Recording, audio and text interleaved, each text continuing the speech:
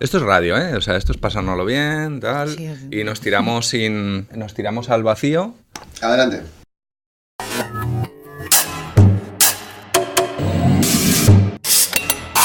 Transmedia. Esteban Galán.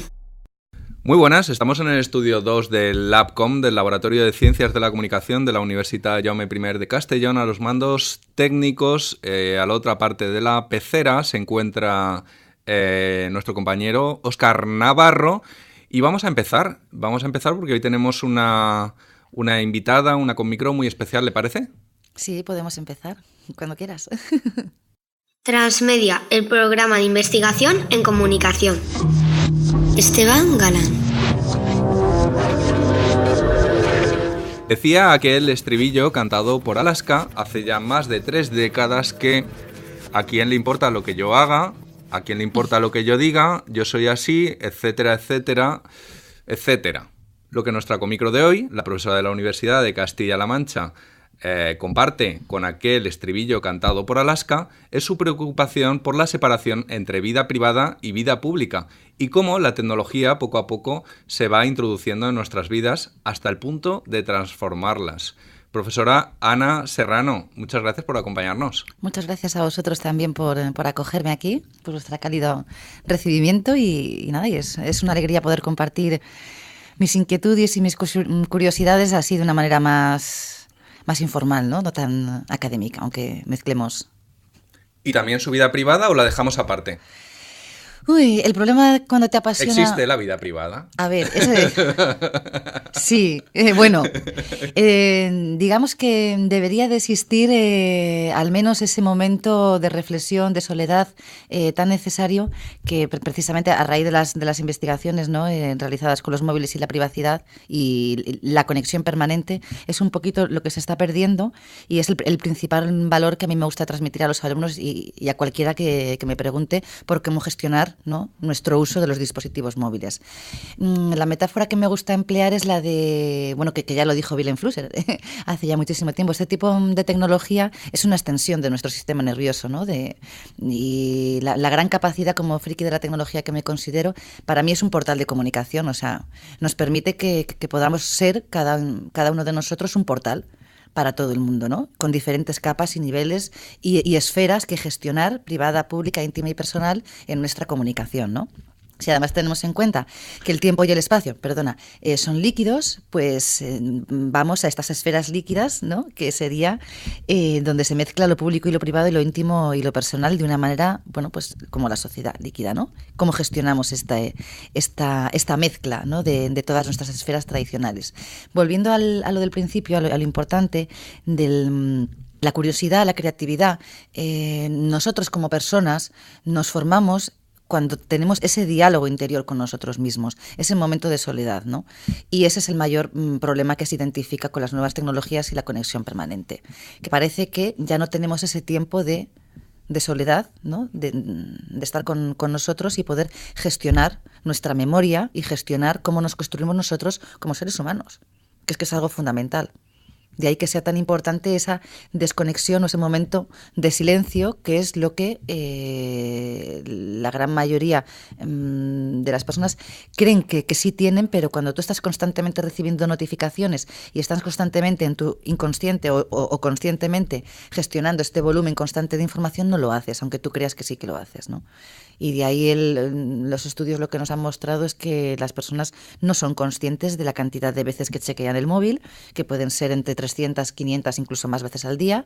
No son conscientes, piensan que son mucho menos, ¿no?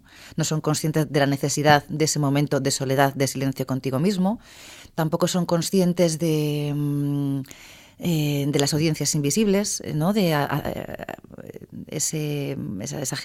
Toda esa gente a la que puede llegar tu mensaje sin que tú seas consciente de ello. Y sobre todo, muy importante, la memoria. La memoria, todos estos algoritmos y plataformas están delimitando nuestra memoria, lo que recordamos y lo que no. Y esto no somos conscientes. Pensamos que los algoritmos de Facebook o de todas las plataformas que vemos no nos influyen tanto como realmente nos influyen. Nosotros antes construíamos nuestra personalidad en base a nuestros recuerdos, a esos momentos de soledad, etcétera, etcétera. Si estamos constantemente recibiendo notificaciones, si un algoritmo está constantemente diciéndonos lo que vemos y lo que no vemos, esto nos afecta a un nivel muy profundo en la construcción de nuestra personalidad. Es lo que se llama el algorithmic self, el quantified self.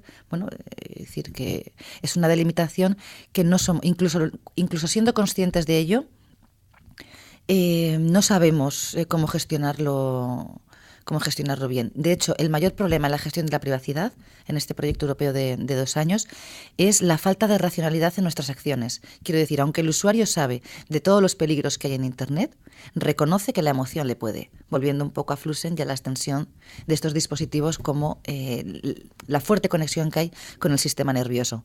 Eso hace que aunque seamos conscientes de todos los peligros que puede haber en la gestión de nuestra privacidad, no actuemos en base a nuestro conocimiento, sino que nos dejemos llevar por la emoción. Y ese es otro de los grandes peligros de este entorno, ¿no?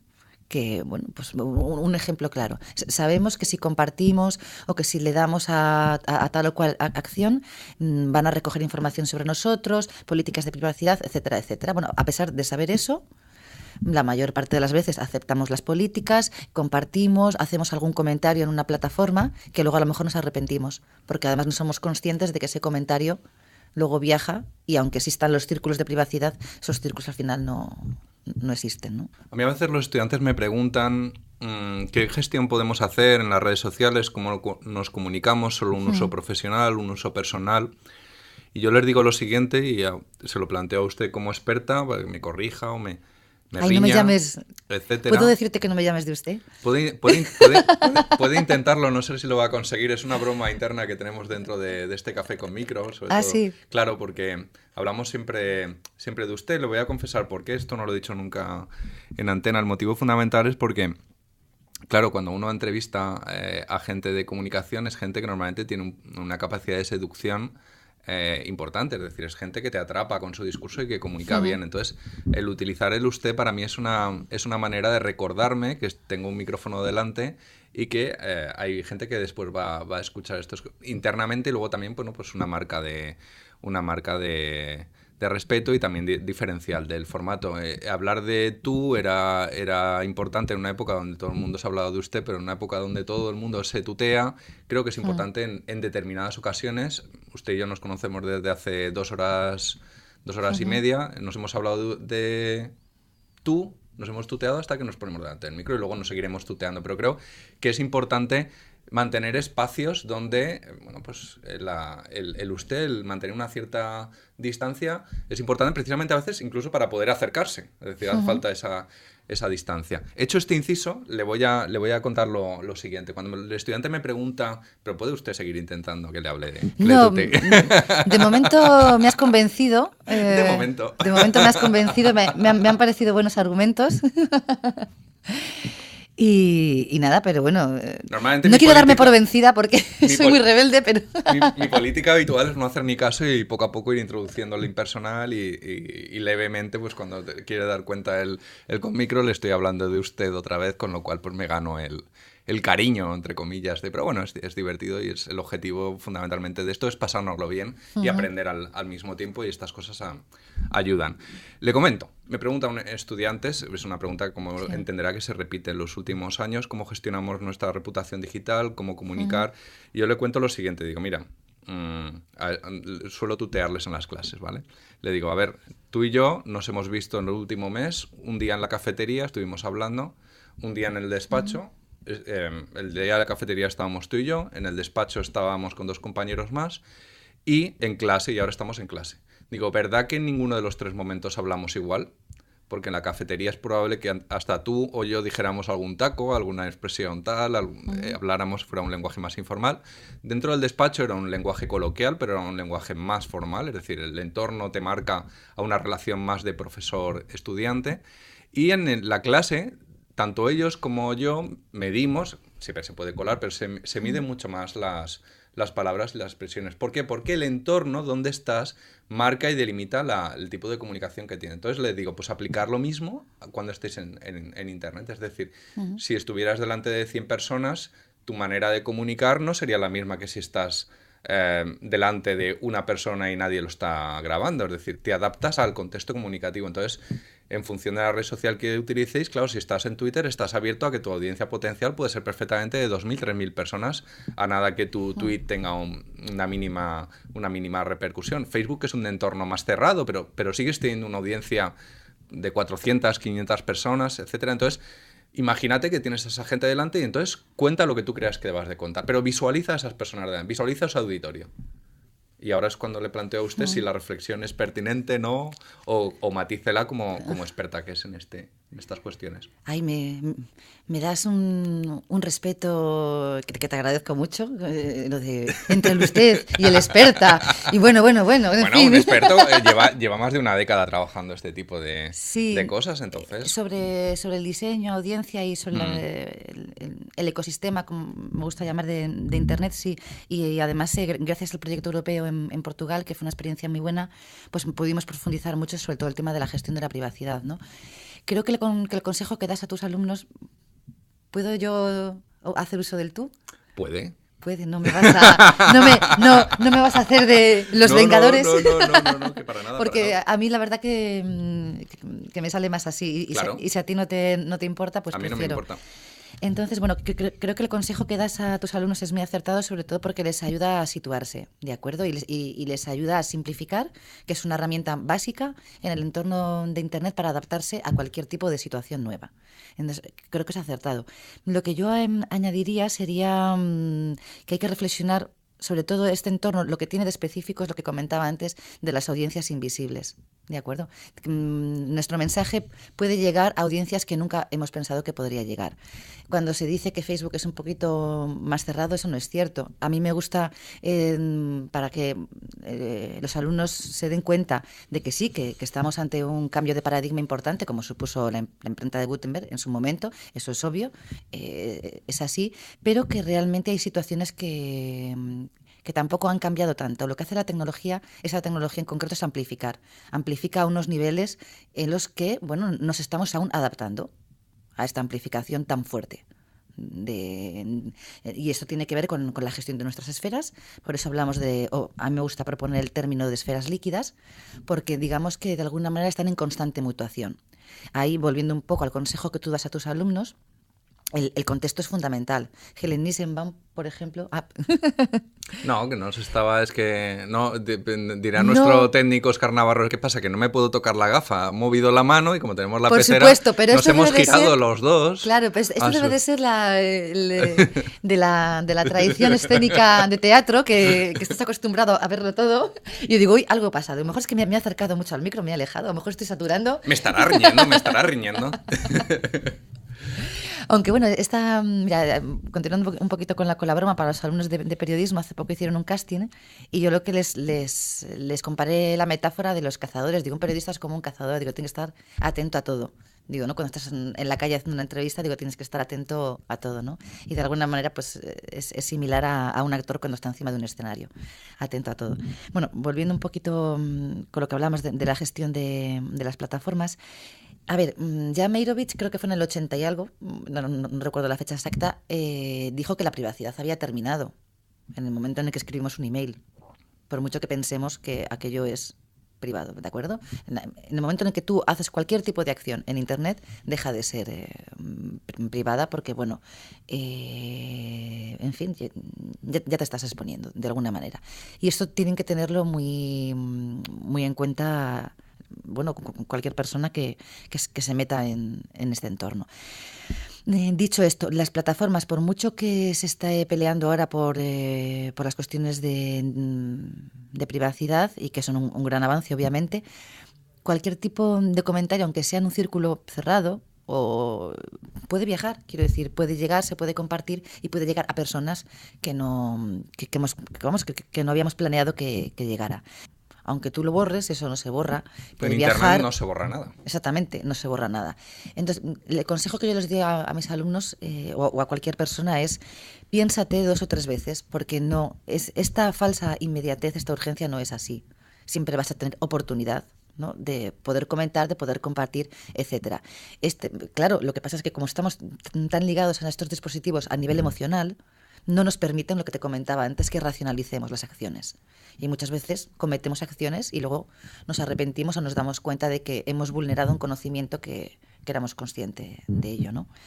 Y ahí, pues bueno, pues como te comentaba, Helen Eisenbaum, que ha trabajado mucho sobre la privacidad en estos ámbitos, sí que ensalza la relevancia del contexto, que es un poquito, ¿no?, lo que tú explicabas a tus alumnos. Por eso siempre es preferible decir, bueno, lo dejo para más adelante, me lo pienso, ¿no?, y después ya decido si lo quiero hacer o no, porque no hay nada que sea tan urgente, a no ser que sea una noticia de última hora o algo que queramos exponer en ese sentido. En relación a las esferas, sí que me gustaría hacer una reflexión que fue que además cuando estuve en el Congreso sobre Privacidad de Ámsterdam, que es un congreso bastante importante porque reúne a legisladores, a informáticos, a artistas, a gente de comunicación, o sea, es un congreso bastante interdisciplinar. Ellos hablaban de bubbles, más de burbujas. Yo hablaba de esferas líquidas, pero lo importante de esto quiere decir que académicos profesionales que sin conocernos de nada hemos llegado a una conclusión similar, no a una metáfora similar, bueno, pues te da un indicio de que hay algo de, ¿no?, que vamos por el buen camino. ¿Cuál es la dificultad para nosotros de gestionar estas esferas líquidas, ¿no?, que están en constante cambio precisamente por el contexto? Si tenemos en cuenta que ahora mismo el tiempo y el espacio, que son las coordenadas básicas de comunicación, son líquidas, como bien decía Castells, ¿no?, el no tiempo, que no hay ese tiempo, y que nuestro, digamos, cuando estamos gestionando una comunicación en concreto, ese contexto puede cambiar simplemente porque haya una nueva persona que se une a esa conversación, que puede ser mediante compartir el contenido o simplemente un like, un me gusta. Es decir, cualquier tipo de interacción ya hace que estas coordenadas tiempo y espacio cambien. Y en el momento también en el que es consumido o es retomada esta conversación en otro momento, cambian estas coordenadas. Dicho esto, si tenemos en cuenta que estamos constantemente gestionando estas esferas tradicionalmente, ¿no?, íntima, personal, público y privada, que están mezcladas, hay una gran dificultad para nosotros como usuarios, porque estamos no solamente lidiando con una esfera, con varias esferas que además están en constante mutación a una pequeña interacción que haya. De ahí que se habla de esferas líquidas, bueno, propongo esferas líquidas y constelaciones, porque no solamente gestionamos una esfera, gestionamos varias esferas a la vez que están en constante mutación y en interrelación. Y esta es una gran dificultad. Eso dentro de cada plataforma, y lo habitual es no solamente utilizar una plataforma, sino utilizar varias, es decir, correo electrónico, Instagram, Facebook, al menos 3, 4, 5 plataformas, WhatsApp. Claro, por eso una recomendación general para el usuario es desactiva todas las notificaciones. Es una locura estar recibiendo constantemente tiriri, tiriri, tiriri, tiriri, tiriri. El usuario piensa que puede gestionarlo bien, ¿no? Cree que puede lidiar con esto, pero ya hay estudios que demuestran que todo esto crea estrés, crea ansiedad, crea una mala gestión de... Cada vez que le llega una carta a su casa no baja al buzón a por ella. Digamos que 1 o 2 veces al día chequea el correo y recoge las notificaciones, facturas normalmente que le hayan llegado a su casa. Claro. Y nosotros lo que estamos haciendo es bajando al patio 27 veces o 57 o 107 veces a por cada sobrecito o a por cada notificación, con lo cual se podría decir que no hacemos otra cosa. Claro, y sobre todo lo que hay que, digamos, sería esta palabra que gusta tanto ahora de empoderar, ¿no? A mí me gusta empoderar a mis alumnos, al usuario o a cualquiera que me consulte sobre este tema, para que seas tú el que escoges cuándo y cómo quieres acceder a la información. Y esto, bueno, trasladado al ámbito del trabajo, ya lo hemos escuchado varias veces, ¿no? Las quejas que hay ya de esa disponibilidad constante, no es que no me has contestado, es que has visto el WhatsApp y no me has respondido. Calma. A ver, sí que es cierto que cambie y evolucione el concepto de privacidad es normal, es algo que ha sucedido en la historia del ser humano. No era igual la privacidad cuando estábamos en cavernas que en la Edad Media, que en el Renacimiento, etcétera. Es algo que evoluciona. Pero de ahí a que en esta apropiación de la tecnología, en este nuevo ecosistema, tenemos que crear un equilibrio y un balance, porque ya tenemos una tradición de estudios, ¿no?, de más de una década, en los que estamos viendo que, bueno, pues sí podemos ser multitarea, pero todavía nos queda un poquito de adaptación, un poquito más para poder profundizar en las tareas. A día de hoy todavía no conseguimos profundizar igual cuando leemos, cuando escribimos, cuando hacemos mapas conceptuales, ¿no?, que cuando leemos en una pantalla, eso a día de hoy todavía, eso no quiere decir que no pueda pasar, pero a día de hoy todavía no. De hecho, Bill Gates, Obama y toda esta gente y Silicon Valley, hasta los 9-12 años no dejan que sus hijos utilicen dispositivos móviles y siguen jugando al Lego, en el Meet, en fin, en Harvard, en estos sitios, siguen escribiendo, siguen leyendo, porque hay partes del cerebro que no se desarrollan igual, ¿vale? Entonces, que en un futuro pueda ser, bien, pero a día de hoy todavía no. Todavía tenemos que equilibrar el impreso y otro tipo de trabajo más manual con el consumo de los dispositivos para poder equilibrar esa apropiación de la tecnología. Si no, ¿qué sucede? Suceden situaciones de estrés, situaciones de falta de concentración, situaciones de que no se profundiza a un nivel adecuado en el trabajo conceptual, y esto es importante para el desarrollo de los adolescentes, y incluso para las personas adultas también.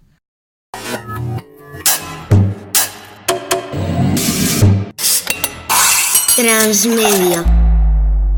Esteban Galán. Le voy a contar una cosa que me ocurrió en el aula. A ver, seguramente no, fue un error que evidentemente cometí. Estamos hablando del año 2012. Estamos hablando de un proyecto de producción de cortometrajes de ficción, donde el planteamiento que se les hacía a los estudiantes es: en 2012 no se puede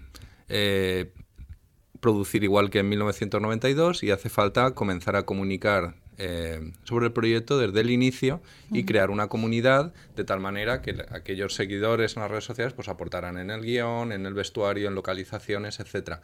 Fue un proyecto de éxito. No voy a dar nombres de asignatura ni de estudiantes porque igual algunos nos están escuchando y la anécdota es verídica. Sucede lo siguiente. En el aula lo planteábamos como un taller donde se iban viendo el estado de los proyectos. De repente les pido que abran el Facebook del proyecto, en el que lógicamente pues participaban los propios estudiantes, etcétera.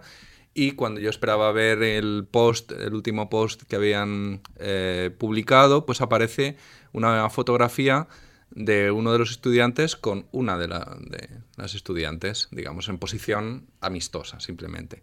Yo no le doy ninguna importancia, pero veo como el estudiante se empieza a poner rojo y empieza digamos, le cambia el gesto. Estaba incómodo con esa publicación porque se dio cuenta estamos hablando de en un aula, en el monitor, digamos, en el proyector, delante de 85 compañeros, que ves tu foto con una amiga para la que lógicamente había dado su consentimiento, pero seguramente no había dado el consentimiento de la publicación. Después supe que tenía novia este chico y que, pues lógicamente, sin tener ninguna importancia, pero no le había hecho gracia en ese momento la publicación de esa imagen y sobre todo, claro, el contexto en el que se descubrió, el contexto de 80, 85, 90 compañeros en un aula. Eso me hizo reflexionar bastante porque esto, ya digo, no tuvo ninguna importancia, pero en lugar de aparecer esa imagen podía haber aparecido otra más incómoda o tal, y claro, el aula no parece que sea el lugar para revelar la vida privada, la vida íntima de los estudiantes o de los participantes de un proyecto, y sin embargo está todo mezclado, y sin embargo sí que es cierto que debemos, en la medida en que en la profesión se utilizan esos medios como herramientas incluso de trabajo colaborativo dentro de los proyectos, debemos de introducirlas en el aula. ¿Cómo podemos lidiar esa separación, evitar, digamos, que aparezcan esas interferencias privadas dentro de las redes sociales que utilizamos en un proyecto?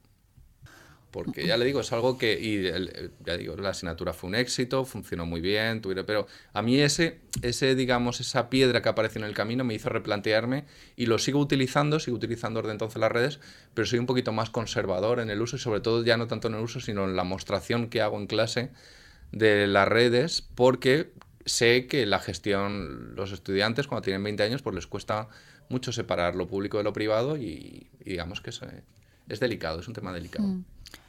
Hombre, a ver, si te arriesgas a esa interacción ¿no? a través de sus perfiles, porque otra cosa sería que tú delimites ese contexto, o sea, delimites qué redes y delimites cómo lo van a hacer, pero en el momento en el que ellos pueden interactuar con su propio perfil, obviamente sí, antes de demostrar cualquier... Claro, le explico. Podrían interactuar con su propio perfil, pero claro, cuando tú ingresas en la red social, lo primero que te abre es lo último que has abierto. Es decir, esa publicación no estaba dentro del perfil del proyecto, pero sí que, digamos, al abrir la red social, pues apareció. Porque tú abres la red social y te aparece lo último, normalmente te aparece lo último donde has estado, y luego pues ya entras dentro de la página. O sea, es muy difícil gestionar el modo de presenta, claro. Eso sería mediante la aprobación previa de las publicaciones. Por parte tuya, ¿sabes? O revisarlo antes. Pero va en contra de la lógica propia del uso de esas redes. Sí, no, quiero decir, porque tú lo que estás haciendo, tú estás en el aula, eres el maestro. Entonces tienes esa licencia porque les estás enseñando. Quiero decir, te aproximas lo máximo posible a un proyecto real, pero al fin y al cabo están aprendiendo, ¿no? Entonces, bueno, pues tienes que tener ciertas estrategias para poder conducir ese proceso de aprendizaje, de alguna manera también siendo consciente de los errores que ellos pueden cometer, pues bueno, por la edad, ¿no? Entonces, yo, por ejemplo, si hiciera ese experimento, sí habría hecho lo de aceptar yo antes cualquier tipo de publicación. O sea, antes tiene que pasar por mi filtro. Pero esto incluso podría ser un caso real, porque hay casos de proyectos o de grupos en la profesión, como tú bien sabes, en el mundo académico, que hay una persona que controla esto. Y entonces todo el mundo puede mandar lo que quiera, pero hay un administrador que dice lo que se publica y lo que no. O sea, que incluso también es una estrategia que se utiliza en el mundo real. Yo eso no considero que sea para nada una censura, al contrario. Creo que como bien decía Bauman, ¿no? y otros filósofos, Internet es una gran herramienta, pero también ha dado voz perdone la expresión, a muchos imbéciles, ¿no? Porque como comentábamos, es una herramienta que amplifica muchísimo nuestras capacidades de comunicación a todos los niveles, con lo cual también a mayor cara, mayor cruz. También tenemos que tener estrategias para preservar el objetivo y el buen funcionamiento de cualquier proyecto, ¿no? Entonces, bueno, ahí es también donde te das cuenta de lo que comentábamos antes, de la relevancia del contexto en estos ambientes líquidos, ¿no? Donde las esferas están en constante mutación y cambio. Ahí ves claramente cómo una imagen sacada de contexto puede alterar de una manera muy importante el desarrollo de un proyecto. De ahí que sea, totalmente fundamental el pensar 2 y 3 veces si queremos tan siquiera un me gusta. O sea, es que un simple me gusta, una persona puede arrepentirse de él. Porque en cuanto al contexto cambia o la situación cambia, puede arrepentirse. Y además es que crea, según los algoritmos, toda una repercusión. Algo tan sencillo como me gusta. Delimita muchas acciones futuras y es nuestra imagen. Menos es más. O sea, es preferible hacer menos acciones, pero ser plenamente conscientes de ellas, ¿no? Y valorar y estudiar las posibilidades, que no lanzarte a querer abarcar mucho y al final pues en dispersarte y todo lo que esto está demostrado que genera en el usuario, ¿no? A nivel emocional. ¿Sabe qué pasa? Que tenía alguna pregunta más preparada, pero no me ha cabido en este Café con Micro. ¿Le apetece que sigamos un ratito más en el próximo episodio? Ah, sí, claro. Pues un placer y continuamos en el próximo episodio. Muchas gracias. Más contenidos en comtransmedia.com. Transmedia.